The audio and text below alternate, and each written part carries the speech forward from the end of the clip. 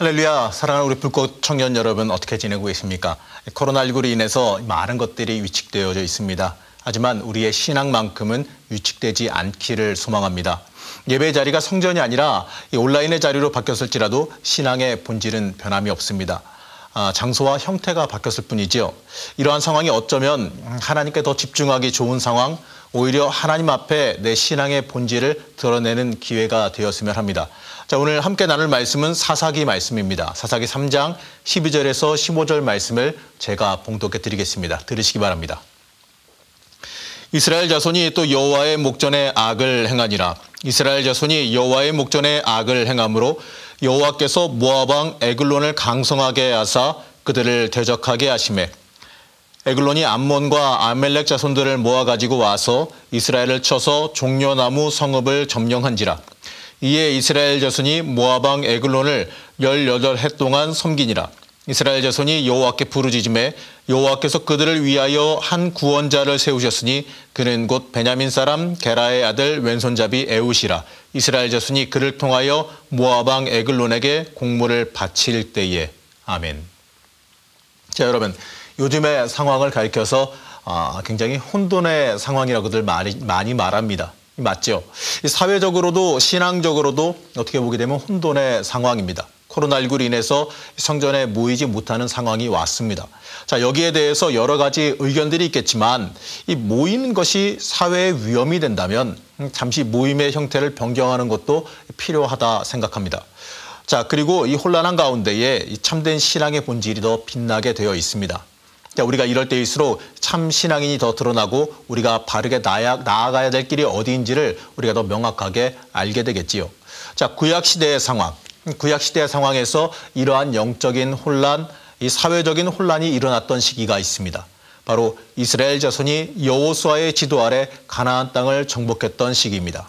하나님이 약속했던 땅을 쟁취했습니다. 자, 그러면 그 뒤에는 당연히 약속의 땅에서 안정을 누리며 복되게 살아가야 합니다. 그런데 이 시기에 이스라엘 백성들은 하나님을 등지는 불신앙의 상태에 빠져듭니다. 하나님께서는 이스라엘 백성들이 가나안 땅에 들어가면 그곳에서 하나님의 선택된 백성으로 신명기의 언약을 잘 지키며 살기를 원하셨습니다. 자, 그런데 이스라엘은 어떻습니까? 배신의 역사를 걸어가지요. 하나님이 세운 이 사사라 불리우는 지도자가 있을 때에는 잘하다가 그 사사가 떠난 뒤에는 타락해서 이방신을 섬기는 모습을 보입니다. 이스라엘은 하나님의 의도와 달리 이 가나안 문화에 젖어들어서 이 자신들의 정체성을 잃어버리고 가나안 사람이 되어져 갑니다. 자, 당시 가나안에 산다라고 하는 것은요, 이스라엘에게 삶의 근간이 바뀌는 일이었습니다. 이스라엘은 어떻습니까? 유목민이죠. 그런데 이 가나안에 정착하며 농경 생활을 시작하게 됩니다. 유목 문화 때는 풀과 물을 찾아 이동하는 문화였다면 이 농경 문화는 땅을 들고 갈 수 없으니 기후 조건에 매이는 문화가 되었지요. 자, 그래서인지 당시 가나안의 바알을 비롯한 신들이 다 날씨와 농사와 관계된 신들입니다. 자, 이들은 마치 우리나라 과거의 기우제를 지내듯이 날씨와 수확을 위해 우상을 의지하는 가나안 문화에 빠져듭니다. 자, 이것이 사사기 시절 이스라엘 사람들의 큰 문제입니다. 삶의 여건 때문에 이 신앙의 본질, 자신들의 정체성을 놓치고 있습니다. 자, 이들은 생존을 위해서 가나안 땅으로 온 것이 아닙니다. 하나님이 하나님의 백성을 하나님의 나라를 만드시려고 선택된 민족입니다. 자, 그래서 고된 광야의 훈련을 거치며 여기까지 왔습니다. 그런데 그 정체성을 잃어버리고 신앙이 아니라 생존을 선택했습니다. 자, 이러니 큰 문제가 발생합니다. 이것이 바로 혼란한 시절 사사기의 배경입니다. 자, 어쩌면 요즘을 살아가는 우리의 상황과 비슷하지 않습니까? 모든 생활 여건이 우리의 신앙을 지키기 힘들게 만듭니다. 생존하기 위해서 세상 문화에 빠져들어야만 합니다. 요즘 온라인으로 모든 것이 다 진행되다 보니 사람들의 눈치도 안 보고 막말로 얘기하면 대충 할 수도 있습니다. 그래서 그래도 이 큰 문제가 없어 보이지요. 하지만 그러는 사이에 우리는 우리의 신앙의 본질을 잃어버리고 있습니다. 우리의 상황도 크게 다르지 않습니다. 이때 이스라엘은 어려움을 겪으면 사사 중심으로 매달려서 하나님께 매달립니다. 그리고 문제를 해결받지요. 그 다음에는 원래의 악한 모습으로 돌아갑니다. 자, 이것이 사사기에 반복된 역사입니다. 이 사사기를 읽으면서 우리의 나약함도 함께 보며 내 자신을 돌아볼 수 있으면 좋겠습니다. 이제 몇 주가 될지는 해봐야 알겠지만 이 사사들의 이야기를 보면서 우리의 삶도 함께 돌아보고 결단했으면 좋겠습니다. 자, impossible is nothing. 불가능한 것은 없다. 자, 이 말은요, 제가 띄운 사진처럼 오래전에 아디다스의 이 광고 카피입니다. 자, 이 말을 누가 했냐면 조막선 투수로 유명했던 메이저리그의 짐 에보트라고 한 사람이 한 말입니다. 자, 이 선수의 이름은 잘 몰라도 이 조막선 투수라는 별명은 여러분 알지 모르겠습니다.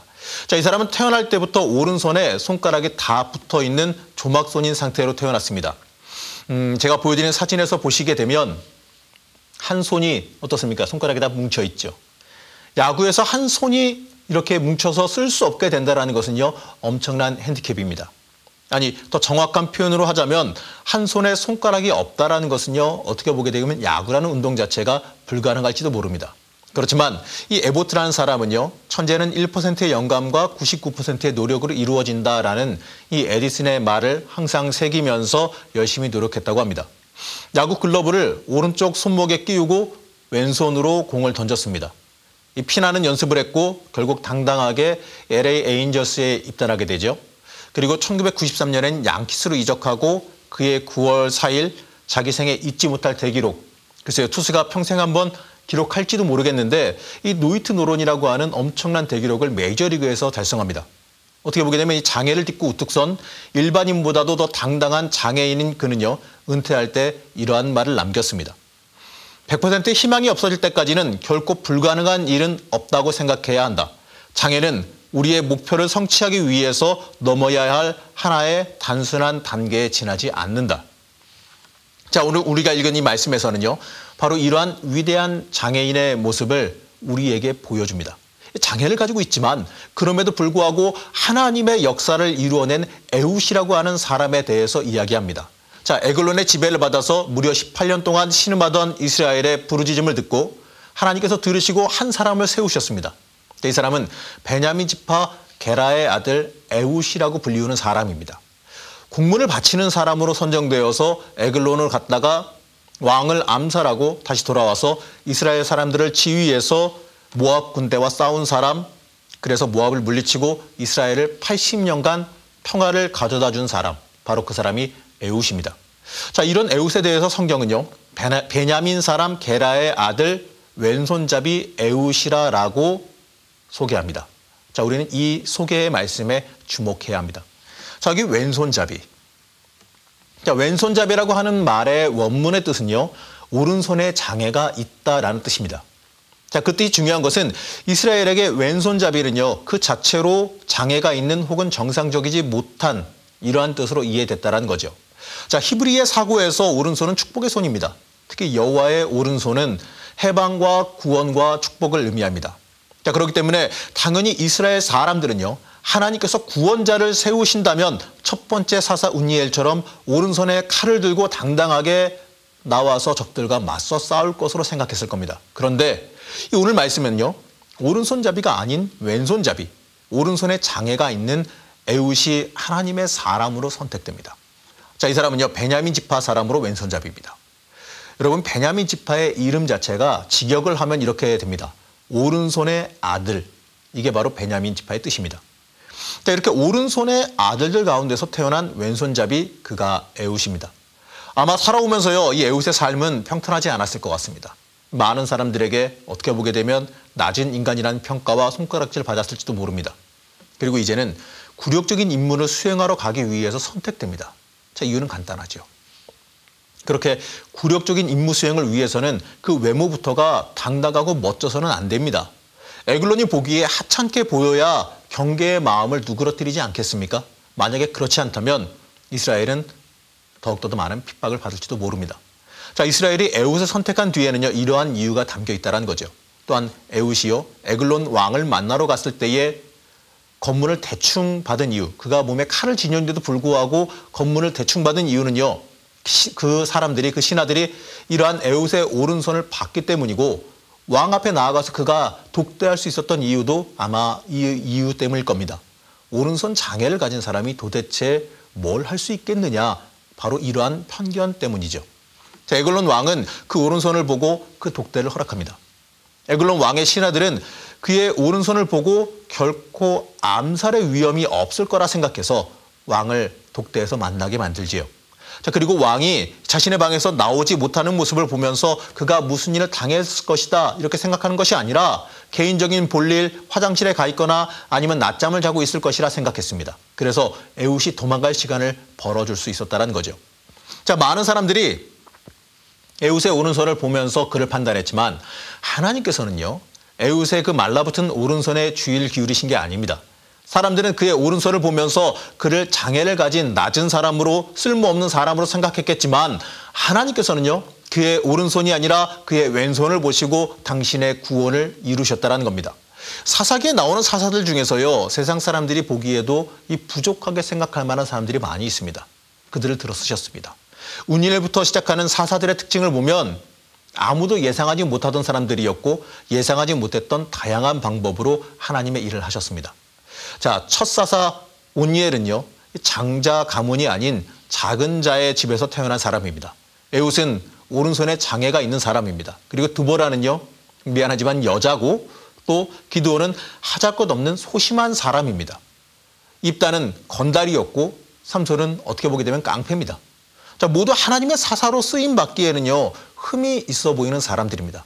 왼손잡이처럼 어느 한 곳이 부족한 사람이란 거죠. 자, 모든 것을 이루시는 분은 하나님이십니다. 하나님께서는요, 하나님의 영광을 드러내시기 위해서 낮은 자들을 들어 쓰십니다. 자, 여기서 이 낮은 자의 삶은, 낮은 자들은요, 삶의 자리가 낮은 자들을 의미하는 게 아닙니다. 그리고 또 하나님 앞에 낮아진 자를 말하는 겁니다. 하나님께서는요, 모자르더라도 하나님 앞에서 낮아진 자들을 들어 쓰십니다. 세상 가운데서 왼손잡이의 무리를, 낮아진 자들을 일으켜서 당신의 일을 하신다는 겁니다. 자, 우리는요, 하나님 앞에 낮아져야 됩니다. 그리고 우리는 우리의 현실에 약한 점을 뛰어넘어야지만 합니다. 하나님께서는 우리에게 우리가 약한 것을 뛰어넘기를 바라십니다. 바로 현실의 인식과 좌절에서 끝나는 것이 아니라 내 자신의 현실을 뛰어넘기를 바라신다는 거죠.